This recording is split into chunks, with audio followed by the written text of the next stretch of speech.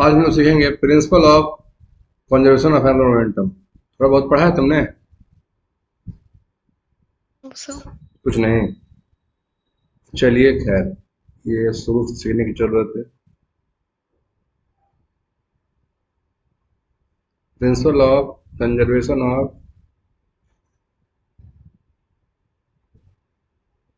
Of annular momentum. Annular momentum.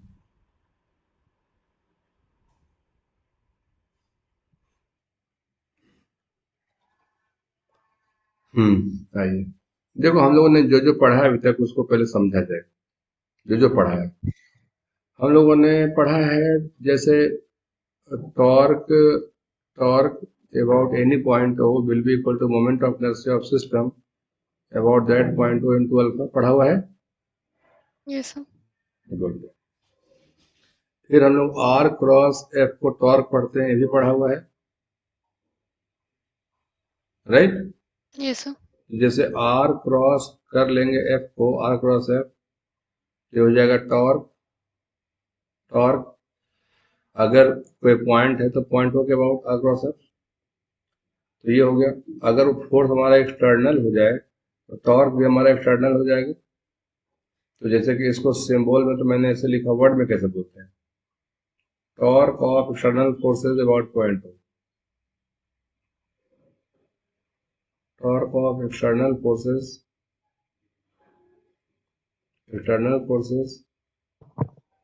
About point O. ये basic बातें हैं जिसको जानना चाहिए। यहाँ तक ठीक है? Yes, sir. चलो, न्यूटन से सेकंड लॉ से बात को शुरू करता है। From Newton second law of motion. From Newton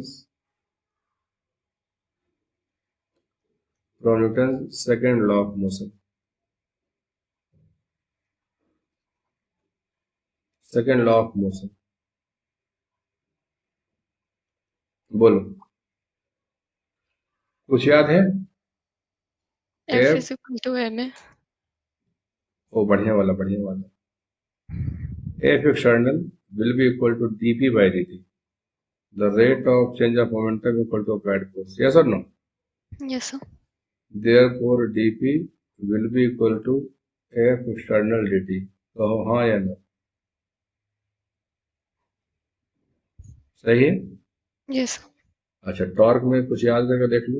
अगर ये पॉइंट आर था और किसी पॉइंट पे फोर्स लगता था, ये पॉइंट ओ और ये पॉइंट पी, तो टॉर्क हुआ करता था आर क्रॉस एफ। याद आ रहा है? Yes, sir. This is R vector, this is F vector. Okay, अब देखो, now integrating both sides. Now integrating both sides with its proper limits। with its proper limits। सही है? तो अब देखो ये क्या बन जाएगा, dp will be equal to f external dt। ये हो जाएगा मोमेंटम इनिशियल से लेकर के मोमेंटम फाइनल तक, और ये हो जाएगा टी इनिशियल से लेकर टी फाइनल तक। कहो हाँ या ना? Yes, sir. तो momentum final minus momentum initial will be equal to f external dt। बोलो, सही है? तो P final will be equal to P initial plus f external dt। सही है? तो Yes, ये sir. हमने पढ़ाया था आपको न्यूटन लॉ ऑफ मोशन में, ये वाला है ना? क्या क्या बोला था मैं उस समय, कि अगर फोर्स एक्सटर्नल ना लगे तो मोमेंटम सिस्टम का फाइनल और मोमेंटम सिस्टम का इनिशियल एक जैसा रहता है। यस और नो? Yes, sir. अब क्या करो, इसको बोलो equation number 1, multiplying by R, multiplying by R, multiplying by R vector both sides. r vector both sides, multiply करिए तो ये हो जाएगा r vector cross p final, उसके बाद r vector cross p initial plus r vector cross f external dt, चलेगा? Yes, sir. अब ये हो जाएगा r क्रॉस m भी, ये हो जाएगा r cross m into v initial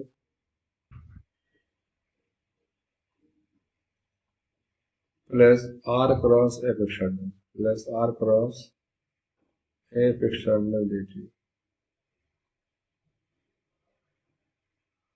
कोई दिक्कत तो नहीं?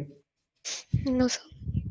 अब बताओ, मैंने तुम्हें लास्ट टाइम पढ़ाया था r क्रॉस m भी क्या होता है? ये r क्रॉस m इंटू भी क्या होता है? ये Angular momentum.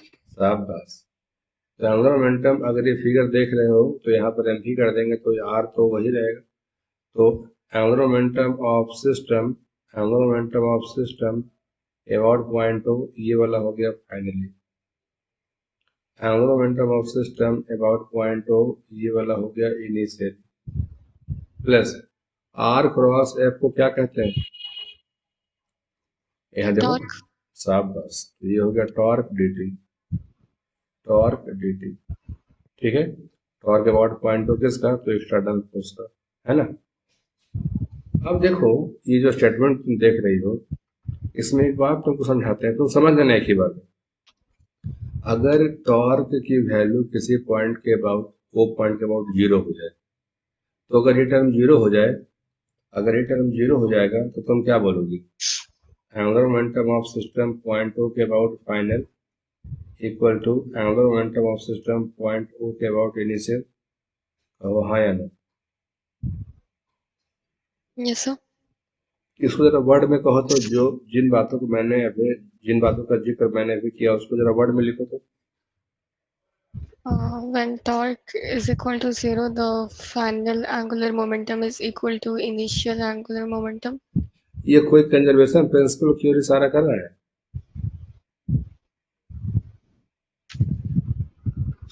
किसी तरह का कंजर्वेशन लग रहा है कि हाँ, कंजर्वेशन की ओर ये स्टेटमेंट को हम लोग बढ़िया से बना के बोल सकते हैं।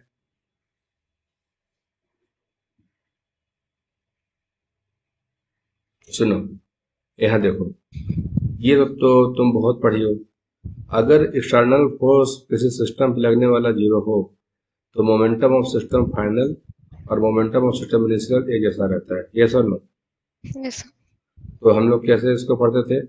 If external force operating on the system equal to zero, then total linear momentum of that system remains conserved or constant, yes or no? Yes, sir. तो उसको भी बना के लिखो ऐसे। If torque of external forces about any particular point O equals to zero, then total angular momentum of system about that same point O will remain constant or will remain conserved, yes or no? Yes, sir. इस statement को मैं लिख देता हूं अच्छे से, देखिए। If torque of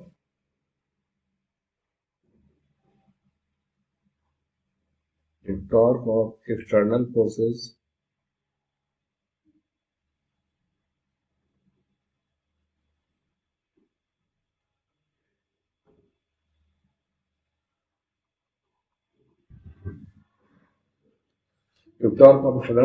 about the point O equals to zero, then total angular momentum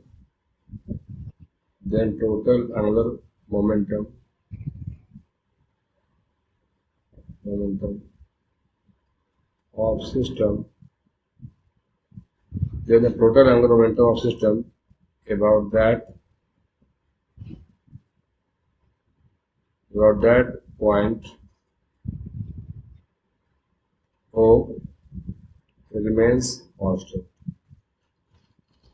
it remains constant. तो हाँ या ना, क्लियर हुआ? Yes, sir. तो this is called as principle of conservation of angular momentum. This is called as principle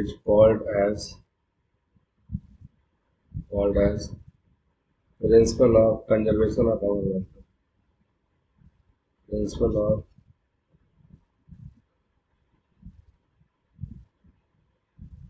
conservation of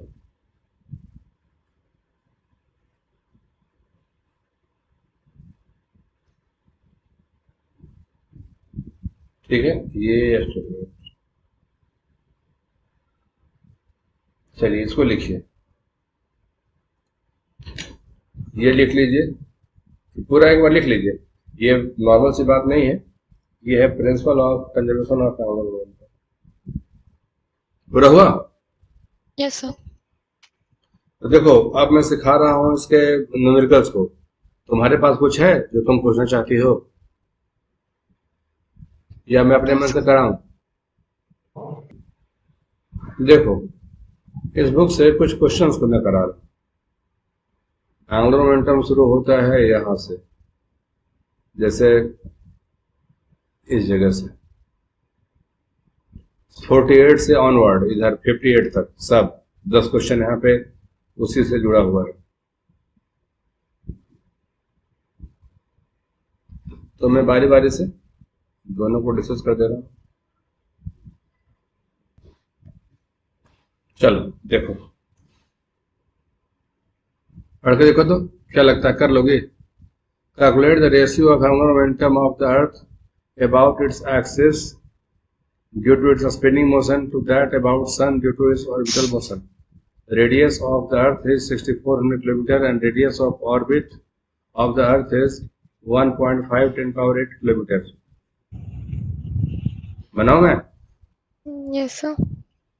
देखिए, दो तरह की चीजें हैं। पहला तो है कि ये हमारा अर्थ और ये इसके अराउंड ऐसे घूम रहा है, ठीक है? तो ये रेडियस ऑफ अर्थ हो गया, ये अर्थ है। तो पहला तो क्वेश्चन ने कहा कि स्पिनिंग मोशन, तो angular momentum of earth, angular momentum of earth, angular momentum of अर्थ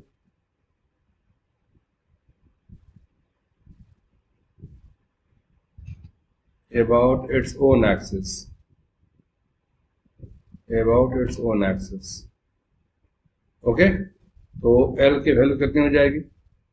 जैसे कि अगर इसका नाम ले लो, इसका नाम मैं कह देता हूं suppose A dash, A dash. तो angular momentum of earth about A dash, बताइए कितना होगा? घूमने वाला केस मैंने कल सिखा दिया था, आई ओमेगा। तो अर्थ के अबाउट मोमेंट ऑफ इनर्शिया होता है 2/5 mass of earth into R square into earth का अपना ओमेगा। यस और नो? Yes. तो अर्थ का अपना ओमेगा तुमको पता है, टाइम पीरियड होता है 2π/ओमेगा, और omega will be equal to 2π/टाइम पीरियड, और ये टाइम पीरियड 24 आवर का होता है, राइट? तो 24 इंटू 3600, करेक्ट? Yes, sir. तो अब बाकी कर लेना भाई, ठीक है? रेडियस ऑफ अर्थ आपको पता है, ओमेगा मैंने बता दिया। रेडियस ऑफ अर्थ आपको पता है, रेडियस ऑफ अर्थ कितना? रेडियस ऑफ अर्थ बोलो 6400 किलोमीटर है, तो 10⁻³ कर लो, कितना मीटर? बोलो हाँ या ना? एक तो एल ये हो गया। अब घूम रहा है इस तरह से, वो घूम रहा है ऐसे, तो मेरे ख्याल से इसको मैं बोल दूं जैसे कि ऊपर की ओर कोई दिखा दे, ऐसे जे कैप चलेगा। जैसे ये सेंस ऑफ रोटेशन है, तो एंगुलर मोमेंटम ऊपर की ओर होगा ना? Yes, sir. तो ये हो गया। अब दूसरा है कि अर्थ का रोटेशन हो रहा है उसके अराउंड, किसके अराउंड? यहाँ देखिए, अबाउट द सन। अब सन देखो यहाँ पर है, ये है सन, और इनके बीच का गैप कितना है? इनके बीच का गैप है काफी ज्यादा। इस गैप को मैं डी कह देता हूँ, और डी की वैल्यू है 1.5 10⁸ किलोमीटर, चलेगा?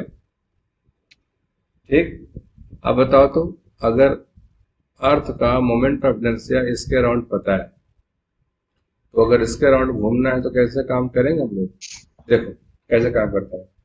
अगर इस एक्सिस का नाम मैं बोल देता हूं से बी डैश, एक्सिस का नाम, तो angular momentum of earth around the sun, earth around the sun, मतलब वो एक्सेस हो गया बी डैश, तो एंगुलर मोमेंटम कितना हो जाएगा? I into omega. तो बोलो, moment of inertia of earth, earth about the sun, about the sun, I into omega, चलेगा? Yes sir. अब तुम सोचो जरा सा, इसके अराउंड एम आई जानते हैं हम लोग, इसके अराउंड एम आई होता है 2/5 लेकिन हमें इसके अराउंड चाहिए, कैसे करोगे?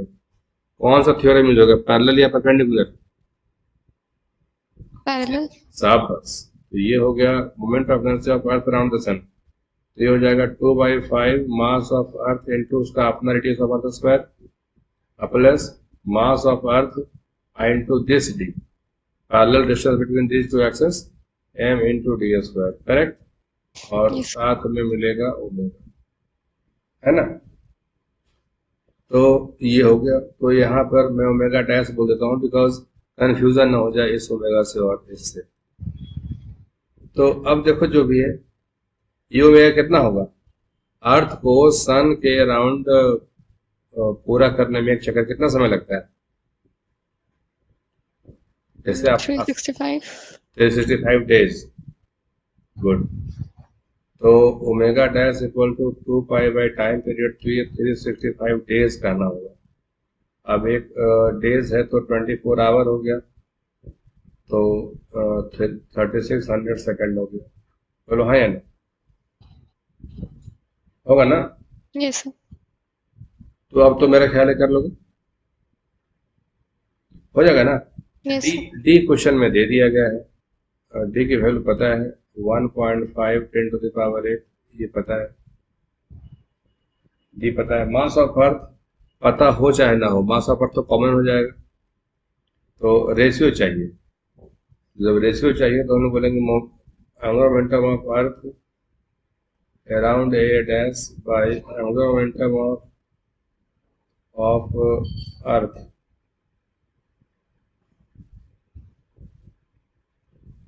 About B dash will be equal to, चलिए, earth about A dash 2/5 mass of earth into radius of earth square into omega, और ये वाला मास ऑफ अर्थ कॉमन ले लो, 2/5 radius of earth square plus D square into omega dash, तो mass से मास cancel हो गया, बाकी काम कर लोगे।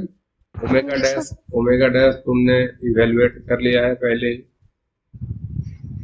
Omega dash here and omega here, बोलो हाँ या ना?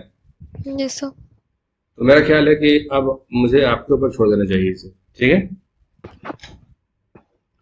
कोई डाउट हो तो बोल दीजिए। No sir.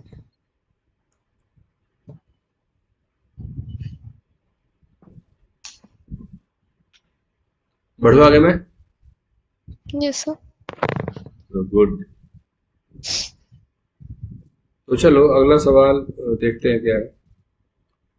नेक्स्ट क्वेश्चन है इसके बाद वाला 49। पहले इसको मैं तुम्हें पढ़ने के लिए कहूंगा कि पढ़ो और बताओ कि क्या है।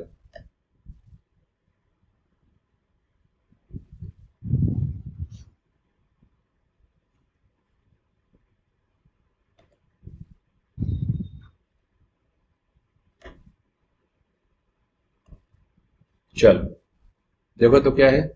Two particles of masses m1 and m2 are joined by light rigid rod of length r. The system rotates at an angular speed omega about the axis through center of mass of the system and perpendicular to the rod, so that the angular momentum of system is mu r square omega, where mu is the reduced mass of the system defined as। चलो देखो, मैं थोड़ा थोड़ा hint करता हूं, आपको बनाना है। देखो दो मास है जी, एक मास यहाँ पे है, एक मास यहाँ पे है, और साफ साफ कह दिया गया है कि ये लाइट रॉड है, ये वाला लाइट रॉड है ना, मतलब मास नहीं है इसमें। एंड ओमेगा से घूम रहा है about centre of mass, about centre of mass. अब तुम्हें पहचान के बताओ, सेंटर ऑफ मास कैसे निकालोगे? सेंटर ऑफ मास कैसे निकालोगे? दो मास दिया हुआ है, सेंटर ऑफ मास निकालना है, क्योंकि सेंटर ऑफ मास के अबाउट ये घूम रहा है। सेंटर ऑफ मास कैसे फाइंड करेंगे? क्या रूल सिखाए थे? बोलो, फॉर्मूला बोलो पहले, गुस्सा आ गया हमको। फॉर्मूला बोलो पहले सेंटर ऑफ मास का। दो मास अगर सेपरेट हो, सिस्टम ऑफ पार्टिकल की तरह हो, तो सेंटर ऑफ मास का फॉर्मूला क्या था? ये अच्छी बात नहीं है सीता। ये कोऑर्डिनेट 0 0, ये वाला लेंथ है r पे, कोऑर्डिनेट हो गया r0। सिखाए थे ना सेंटर ऑफ मास निकालने के लिए, XCM will be equal to m1 x1 m2 x2, सिखाए थे ना? Hello, Yes, sir. सिखाए थे ना ये सब? Yes, sir. याद रखो, नहीं तो नंबर कम आएगा एग्जाम में, ठीक है? चलिए, XCM will be equal to m1 x1 plus m2 x2 by m1 plus m2। अब बताओ, ये हुआ हमारा x1, ये हमारा हुआ x2, ये हमारा हुआ y1, और ये हमारा हुआ y2, चलेगा? Yes, sir. बताओ, XCM के बारे में बोलो। m1 के साथ x1, x1 कितना? 0. x2 के साथ कितना? x2 की वैल्यू क्या है? R. सही है, बाई m1 प्लस m2। हो गया? तो XCM तो मालूम हो गया, तो XCM will be equal to m2r by m1 plus m2, चलेगा? तो कोई जगह दिखा दो, कोई जगह दिखा दो कि चलिए साहब यही वो जगह है, से यहाँ मैं दिखा देता हूँ। ये जगह है यहाँ से लेके यहाँ तक XCM, और इसी के अबाउट हमारा सिस्टम घूम रहा है, ठीक है? तो इस सवाल का नया जन्म हुआ। नया जन्म ये हुआ कि ये दो मास था, ये हुआ m2, ये हो गया m1। According to our question, इस एक्सिस के अराउंड सिस्टम को घूमता हुआ दिखाया गया, और ये पूरा लेंथ r था, ये लेंथ पूरा XCM था। निश्चित बात है कि यह लेंथ L माइनस XCM होगा। बोलो हाँ या ना? Yes, sir. तो angular momentum of system about इस एक्सिस का नाम दे दो, सेंटर ऑफ मास है तो बोल दो YCM, ये इसका नाम दे दो YCM, जो एक्सिस है। तो angular momentum of system about YCM। तो बोलो, हमारे सिस्टम में कितनी चीजें? दो चीजें, मास m1 मास m2। तो मैं कहूंगा angular momentum of mass m1 about YCM plus angular momentum of mass m2 about YCM, चलेगा हाँ या ना? Yes, sir. तो एंगुलर मोमेंटम अगर कोई पार्टिकल घूमता हो तो कितना होता है? I omega. बोलो, Yes. तो L का होता है I इंटू ओमेगा, तो I about YCM, I about YCM into omega, और ये होगा मोमेंट ऑफ इनर्शिया, ये हो जाएगा moment of inertia of mass m1, moment of inertia of mass m1 about YCM, ये जाएगा moment of inertia of mass m2 about YCM। बोलो हाँ या ना? Yes, sir. तो मास m1 का मोमेंट ऑफ इनर्शिया कितना होगा? m1 into XCM square, because ये पॉइंट मास तरह बिहेव कर रहा है, इंटू ओमेगा, प्लस ये हो जाएगा m2 into L minus XCM, इसका स्क्वायर इंटू ओमेगा। ये सर नो? Yes, sir. और जो घूम रहा है, मुझे उधर मैंने y लिखा है, जे की जैसा, जे के जैसा दिखता है। हो गया? Yes, sir. अब कर लोगे? Yes, sir.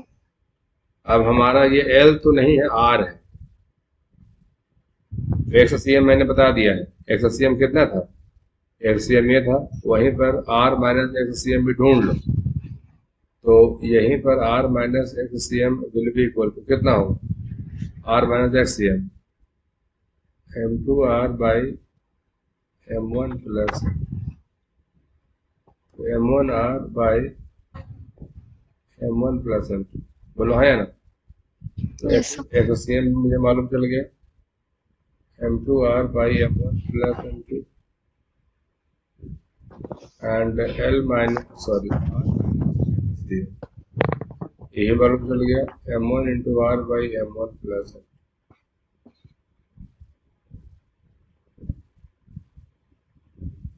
ठीक है। Yes, sir. ये पूरा हुआ, 49 भी मैंने सिखा दिया, देख लो एक बार अच्छे से, कहीं कोई डाउट है तुमको बोल दो।